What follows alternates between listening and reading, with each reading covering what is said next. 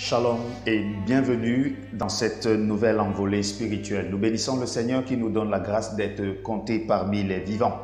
Aujourd'hui, nous allons parler d'un thème important. Nous sommes dans le livre de 1 Jean, chapitre 1, le verset 8. Il est écrit: si nous disons que nous n'avons pas de péché, nous nous séduisons nous-mêmes et la vérité n'est point en nous.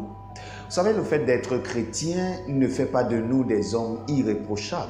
Le fait de connaître Jésus-Christ ne fait pas de nous des hommes irréprochables parce que naturellement nous sommes livrés au péché. Combien de fois avons-nous rencontré des gens s'estimant plus justes que les autres? Combien de fois avons-nous rencontré des gens pensant être plus saints que les autres? Peut-être que tu as déjà eu à avoir ce genre de comportement, te croyant plus proche de Dieu plutôt que l'autre ne l'est. Mais à la vérité, la parole de Dieu nous fait comprendre que tous nous sommes des pécheurs. Et en sachant que tous nous sommes des pécheurs et donc faillibles, nous devons avoir un sentiment d'humilité. Souvenez-vous de la femme qui avait été prise en flagrant délit d'adultère. Ces hommes avaient amené cette femme pour qu'elle fût lapidée comme la loi le demandait.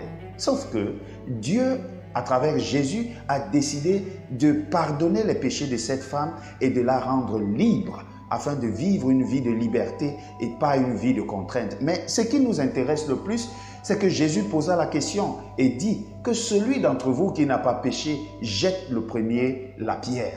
Je prie pour toi aujourd'hui afin que tu puisses être humble dans tout ce que tu auras à faire. Si tu es premier, souviens-toi que le dernier d'aujourd'hui pourra être premier demain. Si tu es saint, souviens-toi que celui qui est mauvais aujourd'hui, demain, pourra être aussi saint que toi, sinon mieux que toi. Un seul mot, c'est de vivre en solidarité et en toute humilité. Prions.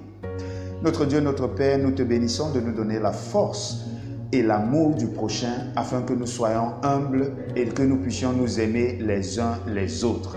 En Jésus-Christ, Amen. Que Dieu te bénisse à pouvoir marcher chaque jour avec lui et que lui seul puisse t'élever le moment venu. Shalom.